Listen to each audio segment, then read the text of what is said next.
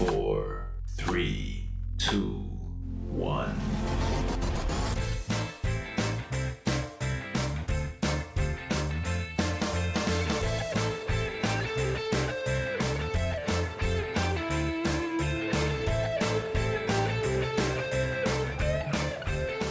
Hello and welcome to TrojanVision's The Week That Was, where we cover the news and events for the week ending Friday, October 10th. I'm Paige Ray. Thank you for joining us. This week was Banned Books Week at Troy University, and students have been celebrating their favorite titles that have slowly started to disappear from shelves. Ayla Jones shows us how. Troy's International English Honor Society, Sigma Tau Delta, is encouraging people to stand up against censorship. One way the group is doing that is via a banned books read-in. We can really bring this literature to life by reading it aloud, hear people share their own stories about these books and what they have meant to them. There's other countries, even right now, that aren't so lucky, and in the past who've, been in places where they burn books or where they completely remove books, or you could legally be in trouble for even reading a book. Many books have been banned and taken off the shelves, making them unavailable to new readers. Anytime that a book gets banned, we have to ask some valuable questions about why is it banned? What is in there that somebody doesn't want known? What are their motivations for asking for it to be banned? And that's what this week is all about, is really diving into those questions. During the banned book read-in, students and teachers shared quotes from their favorite books. They also discussed themes behind those stories, as well as the dangers of ignoring banned books. It's kind of a dystopian thought to think about taking away these books, saying these books will not just, we can't have them in these schools, but they cannot be taught in these schools. But there are ways that we can teach these books that are beneficial. It's not that we're trying to examine this literature and say that this is how the world should be. Rather, most of the time we're saying this is what we shouldn't do. Sigma Tau Delta aims to show that reading all books, especially those that are challenged, is essential for growth. If you haven't read anything that's worth reading or that's not challenging, then I think you can't rise above mediocrity. Ayla Jones, Troy, TrojanVision News. Last Thursday, the International Art Center showed off new additions to the Knoll Archive exhibit as a celebration of life for the late artist. Avery Lewis has how the IAC remembers Fred Knoll Hollis. Knoll, born in the red clays of Troy, Alabama, passed away just last year. He was a deeply loved artist known for his symbolism and surrealism, but to Troy University and its First Lady, Janice Hawkins, he was much more. Really, really interesting, really crazy, really argumentative, absolute genius. I have never known another artist that could do everything. Knoll's contributions to the university go further than being a local and a friend. The creation of the International Art Center was fueled by his initial donations. After his death, he left his estate to the university, which led to the archival of his works. It's the largest gift this university has ever received. Alongside Knoll's works, the exhibit displays other artists' pieces that he kept in his personal collection. We wanted to show the works that also inspired Knoll. Having the works that he collected is an important part of his artistic journey. It's not just about creating, it's collecting and what you feel has value. For Jackson and Hawkins, the value found in Knoll's work comes from the emphasis of embracing individuality and accepting differences. Knoll's archive reflects a lifetime of exploration that really comes back and identifies with Troy University's motivation. We're all individuals. We all have different beliefs. Everybody's not going to be like you, You have to learn and accept and work together and grow. Knoll's ashes lay in an urn under his piece, The Alternative Southern Belle, as a part of the exhibit and as an eternal reminder of his contribution to the IAC and to the university as a whole. Avery Lewis, Troy, TrojanVision News. In other news, over 100 high school students from around the state of Alabama now have a better understanding of Troy University's journalism program thanks to an annual event that celebrates all things journalism. Adele Henley tells us more. The Hall School of Journalism and Communications invited high school students from around southern Alabama to participate in J-Day. College students, professors, and professional journalists alike shared their knowledge and experience.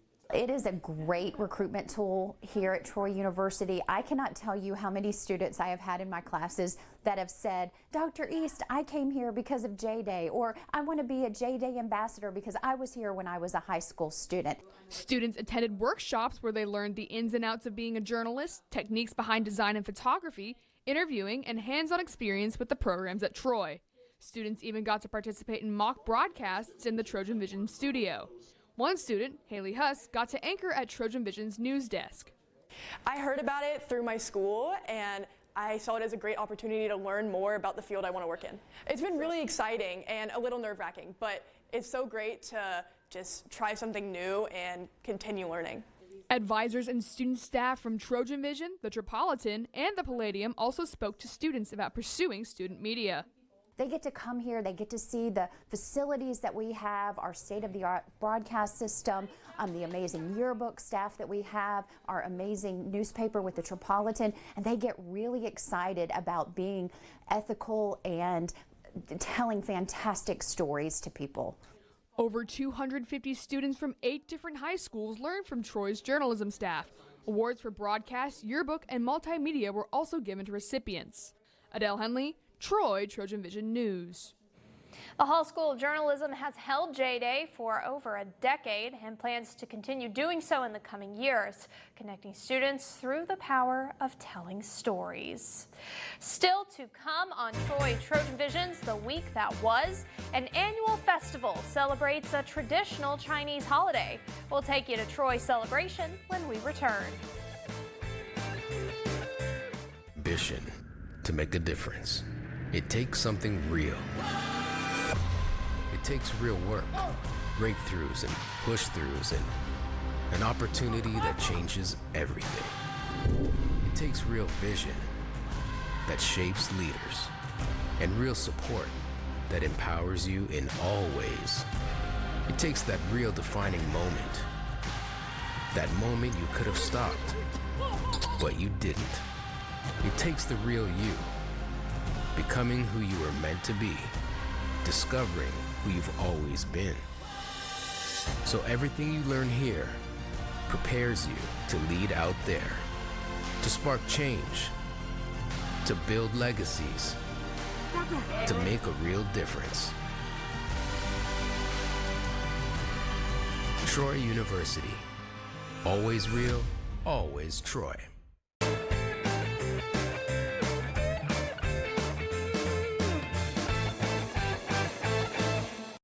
Taking a step off campus now, the Troy University Jazz Ensemble played its first show of the semester at the studio on the square.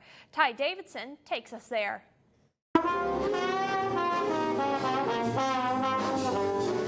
After months of preparation, the Troy University Jazz Ensemble played its first show of the semester. Although it usually takes some time for the band to start putting on shows, one member says the preparation time is well worth the wait.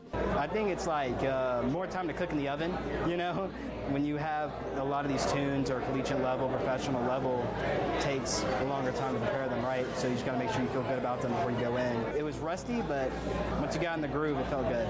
The band's director, Dr. Dave Camwell, attributes his students' growth to long, in-depth practice and dedication to their musical journey. Well, a lot of it is about expectations. You know, we have the history of the group, which has been very high level, and we want to meet that or surpass it. And so I'm very proud of our progression, and we're just going to keep going up, up, up. The solo improvisational nature of jazz allows Camwell to test his students and push them to stand out in every piece, with the reward of time in the spotlight. The charts will have parts that I think really fit one player, and if I don't think it's a good fit, then of course, frankly, we won't be playing the chart. But I think it's also important to give people their opportunity to have a solo, because improvisation is such an important part of jazz. Camwell believes improvisation elevates his students' work and also demonstrates the beauty of jazz. The thing I like about jazz is it can become so personal, and you know, everyone, you can very easily put your own sort of emotional stamp on the music, which I think is very powerful for artists. There's so much more freedom to it in terms of personal expression, and I think that's very rewarding. Now that the first show of the semester is in the books, the ensemble looks to their next performance for another way to continue moving up. Ty Davidson, Troy, TrojanVision News. Sunday afternoon, the Jazz Ensemble will play in Birmingham at Avondale Brewing Company alongside jazz acts from the University of Alabama, UAB, and Jacksonville State University. Recently, the Trojan Center ballrooms were filled with Chinese and American students for a night of performance, dinner, and cultural interaction. Ty Davidson takes us to this year's Mid-Autumn Festival. The Mid-Autumn Festival is a day often compared to Thanksgiving, in which people get off work, dedicate a day to spending time with their family, enjoy performances, lots of food, and appreciate the world around them. At Troy University, students that are a part of the 1-2-1 program bring these traditional Chinese festivities to their American peers. I believe tonight's show is a perfect, and the most direct way to show the Trojan nation that what China really looks like. The 1-2-1 program is a partnership between American universities and Chinese universities that allows Chinese students to spend their first year of college at home, the next 2 years in America, and the final year back in China before ending their program with a degree from both universities. One Chinese student in the 1-2-1 program says it isn't the easiest switch to make, but he believes it will help him grow. I'm very shy. I never do to be the host before, and you can see my English is not very perfect, right? There are a lot of challenges in your life. That's just a small case. Troy's assistant director of China operations says the program not only helps students grow, but also helps them experience a diverse blend of culture. The young people of today will be the future business and political leaders of tomorrow. And so I think that since they have this opportunity to experience other cultures, having exchanges like that between these two great countries is beneficial for both sides. Troy University was the first school in America to offer the 1-2-1 dual degree program and recently celebrated the 25th anniversary of its beginning. Ty Davidson, Troy, TrojanVision News. The next big event planned for that program is the Chinese Lunar New Year Festival, which will be in February 2026. Miss Troy University 2025 has officially said goodbye to her crown. But before we tell you who the new Miss Troy is, Kaden Walker looks back on Miss Troy University 2025 Grace Shellhouse's journey.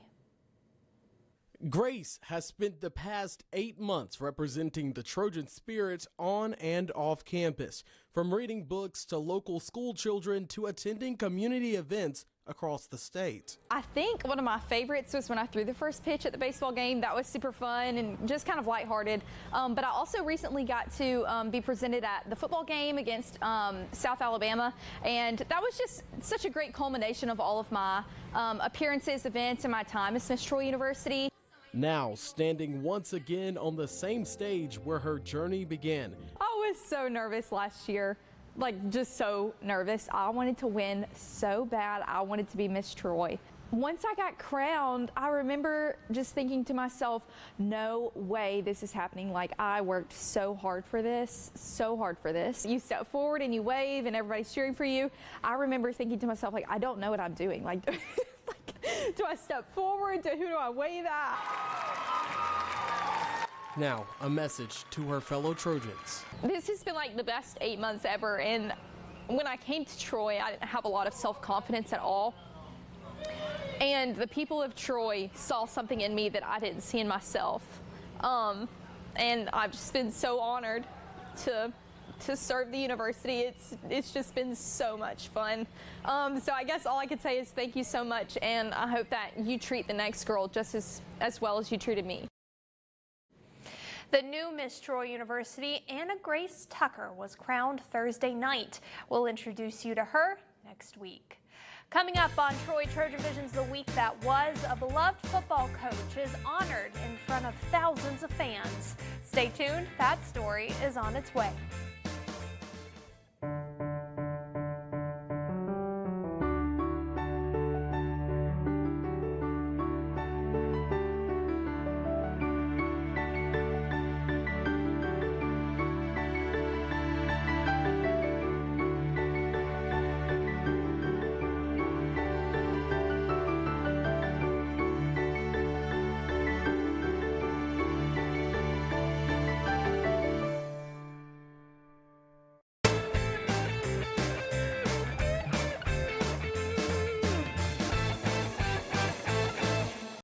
Welcome back. If you haven't heard already, Troy football started its Sun Belt side of the schedule off with a jaw-dropping win against South Alabama during the annual Battle for the Belt. Hunter Boozer has the action.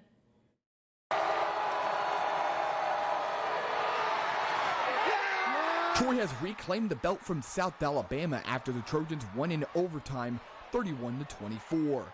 The game is Troy's first overtime win since 2013, and as for head coach Jared Parker, his first battle for the belt victory. I don't know if I've had time just yet to filter all this out yet. I am so happy for our players and our staff, and an unbelievable effort by everyone. Our fans, that stadium, just the energy of the vet. That's what a Troy-South Alabama matchup looks like. Two players who had career games were quarterback Tucker Kilcrease and defensive player Devin Lafayette. Kilcrease led both teams in passing yards and rushing yards with 203 and 102 respectively, while Lafayette had 19 tackles on the game and would be named Sun Belt Defensive Player of the Week. Both players say without the connection with their teammates, their performances wouldn't have been possible. I can't run the ball if I don't have the guys up front blocking for me. It's all credit to them and taking a step every single day at getting better. You know, as part of that is me playing more with them. And we're growing together. Like last year, I used to come home after games, be by myself. I come home after practice, be by myself. This year, I'm with a teammate every day after practice. I'm with a teammate every day after games. So our bond and connection is just going stronger and stronger as we keep going throughout this season. Next up for the Trojans is Texas State in what could be the final matchup between the two schools as Sun Belt teams. Hunter Boozer, Troy, TrojanVision News. By the way, the attendance numbers at that game, it's incredible. 28,035, the 7th largest at Troy and the second most for a Sun Belt matchup. And it's a game that won't be forgotten anytime soon, in part thanks to that game's captain. Xavier Hardy has more. That matchup on Saturday against South and winning the historic belt means a whole lot to Lafayette and the team as a whole. Beating South is a huge accomplishment as a team, especially coming off, it's a battle for a belt. It's a huge rivalry, and Troy been up against South for a long time in that rivalry. So, it's a huge honor and it's a great teamwork for us to go get that belt back. Lafayette has more to be proud of as a stellar 19-tackle performance netted him Sun Belt Conference Defensive Player of the Week. Being Defensive Player of the Week is definitely an honor. I want to thank my guys, definitely. They're the ones that, fitted things up to where I could just go make the play and go fit it up for them. It's something I definitely am proud of. It's a huge accomplishment. Not too many people get that, so definitely happy for that. Lafayette was made captain of the Troy football team, showing his experience, leadership, and dedication to the team on and off the field. Yeah, it's a huge honor being picked by my guys on this team, When you really go into detail about it, it's like a captain is someone that, you could trust, that someone that could lead, someone that could perform and, bring the team along. And being picked as that role by all my teammates is it's a huge honor and, it's a blessing. Troy football's next matchup is on Saturday against Texas State on the road. Xavier Hardy, Troy, TrojanVision News. During the battle for the belt, Larry Blakeney was honored with an official plaque from the College Football Hall of Fame. Blakeney was inducted into the 2025 class alongside fellow coaches like Nick Saban. Blakeney was a head coach for Troy from 1991 to 2014, winning almost 180 games as well as 5 straight Sun Belt championships from 2006 to 2010. He is also one of only 2 coaches to oversee the rise of a program from Division II to the Division I Football Bowl subdivision. Blakeney was also part of Troy's inaugural Athletics Hall of Fame class in 2012, and the field of Veterans Memorial Stadium was named after him in 2011. And Blakeney is a name that has become synonymous with Troy University football, and his legacy remains bigger than just wins. Reporter Tyron Robinson explains. The legacy of Larry Blakeney is one of leadership, dedication, and lasting impact on the university and its fans. but for some, it resonates deeper. For him, like, the football program is synonymous with Larry Blakeney. You think about Troy football and you think about Larry, the conference championships that he won here, all the wins and everything, but I think the thing that's most telling is that his legacy is built on the players and the student athletes that he coached and helped develop into great young men, and now some of them have their own sons that have come back and played in our football program. I think just that connection of how those guys want to come back. Blakeney's connection with his players was built on trust, guidance, and genuine care beyond the game. Coach Blakeney is not just a coach. He's a mentor, father figure, however you want to look at somebody that you respect. And what made him that way, his genuineness, his rawness, his realness, and the respect you gain from Coach Blakeney, you don't want to mess up. While Blakeney earned respect as a coach, mentor, and leader, his influence in the community went far beyond the field. Coach Blakeney was definitely always someone to look up to. He is a very kind, very personal man. He lived one street over from my family and I, and we would see him out walking and jogging. He would come to the local schools. Like when I was in elementary school, Coach Blakeney and the players would come and do activities. He was always so kind and so intentional, and he loved not only this school but this community. Larry Blakeney's legacy at Troy goes far beyond the scoreboard. His character and career will forever define what it means to be a Trojan. Tyron Robinson, Troy, TrojanVision News. This past Sunday, Troy soccer faced off against Georgia Southern at the Troy Soccer Complex. Xavier Hardy has the details. It was a hard-fought game between the Trojans and Eagles. The first goal was scored off of a beautiful free kick by Elsa Stedman and headed in by true freshman Isabella Hartefelds to give Troy a 1-0 lead. Yeah, it was great free kick by Elsa. Me and Elsa worked on it this season of hitting that area, and Bella made a great run, you know, timed it perfectly and didn't really have to do much. Overall, a great goal, great set-piece goal. Isabella, even as a true freshman, has been a cornerstone for Gore and the team's midfield, as she has played every minute of the season thus far. She's come in, she's owned it. It's what she came in early, and I think it's the fruits of the labour of coming in January. To some of those freshmen out there that want to enjoy their high school season. It's like if you come in early, you can make yourself a starting spot, which is great to see. And she's getting slowly out of club ball into college soccer. The score was still 1-0 going well into the second half, but a rough tackle from Troy gave Georgia Southern a chance to equalize with a penalty kick that they promptly converted. Gore attributes the mishap to fatigue. Tired legs. I think we didn't get back from Norfolk until Friday afternoon, and then obviously we have the game against a team that shall not be named. And that's a barn burner of the game, so all the girls are at that game, and I get it. We want to support Coach Parker and all those guys, and then come and play against the team. Both teams are fighting for their first win, and a typical Sunbelt game, it ends up in a tie. The Trojans' next matchup is against Georgia State on the road at the JSU Soccer Complex. Xavier Hardy, Troy, TrojanVision News. Moving to the pitch now, this past Wednesday saw the Troy softball team defeat Gulf Coast State during the team's 4th fall ball game. Joseph White has the action. Last night, the Troy softball team took the mound against the Commodores right here in Troy for week 3 of their fall ball matchups. The Trojans dominated the entirety of the game, putting up 15 runs and 20 hits throughout the match. The Trojans would bunt multiple times throughout the game, loading up the bases and allowing even more runs later on. Speaking of loaded bases, a walk from the pitcher would load all 3, which resulted in a 2-run single.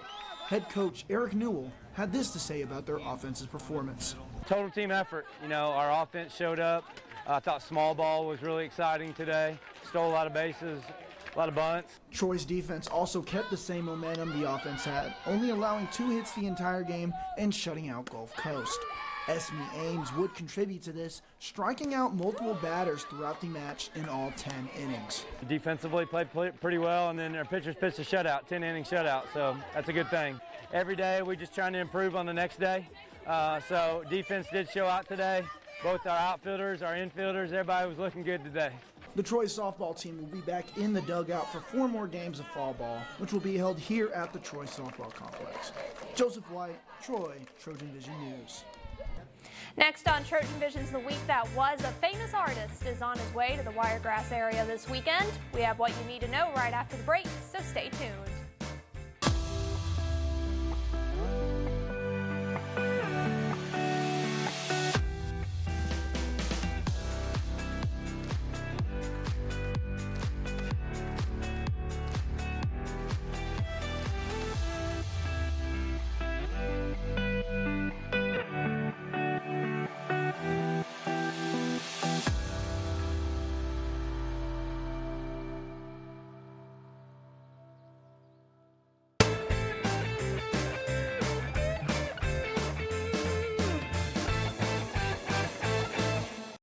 This Sunday, a very famous musical artist will take part in a special performance at the Davis Theater in Montgomery. Troy Public Radio's Kyle Gassett joins us today to learn more about that event from filmmaker Kenneth Ma. Nicholas Ma, thank you so much for joining us today. So glad to be here. All right, so let's talk about American Revival. That is coming to Montgomery, and we're in anticipation of that event. For people who don't know, give us an idea about what that's about. Yeah, I mean, I think all of us look around and feel a little uncertain right now, a little bit like what's happening, a little, things feel fragile, things feel anxious making. And I think all of us on our team have felt that when we travel around the country, there is this also deep well of energy and enthusiasm to find something different, And American Revival is about finding that thing that's different. We bring together an extraordinary group of artists, an extraordinary group of people from the local community, from around the country, to come together and say, hey, let's look at each other and see something different. Let's find something different, and then let's find a way to help in a different way too. So it's really a celebration more than anything. Well, what I love about this is that it's also built as an experience. It's not a concert, it's not a performance, it's an experience. So talk about the conception behind that and how you're thinking the audience should experience that. Yeah, I made a movie a number of years ago called Won't You Be My Neighbor about Fred Rogers. And at the end of that movie, people would say, where are the helpers? Where are the Fred Rogers of today? I don't see any. There was this sort of longing for this nostalgia, right? And then last year I made a movie called Leap of Faith about these pastors coming together in Grand Rapids to see if they could find a way of belonging to each other across deep differences. And coming out of that, people weren't asking anymore where are the Fred Rogers of today. They were saying, how do I get some of that? How do I get that feeling where I can walk into a room and not feel anxious about being around different people? And what could that mean for me? What could that mean for my family? What could that mean for my kids, for my friends' kids? And so we said, okay, well, we've been given a task. Let's answer it. Let's show what that could mean.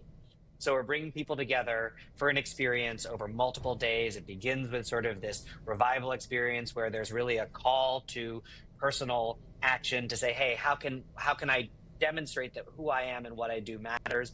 And it ends with a chance to actually put that into action with a helpers tent where people can, after the famous Fred Rogers phrase, look for the helpers, be the actual helpers in the community that remind us all that we are each other's better angels. Talk a little bit about what the helpers tent is going to be at the event. Give me a little bit more detail there.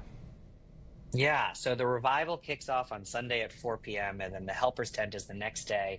And that is basically an homage to Fred, right? His mother would say to him, look for the helpers. You'll always find people who are helping. And I think it's true. When we look in times of disaster, there are always people that are stepping in to say, how can I be of service? I think now it's especially important for us not just to look for the helpers, but to be the helpers, right? To make sure that young people look around and have those people to see that are standing around and helping.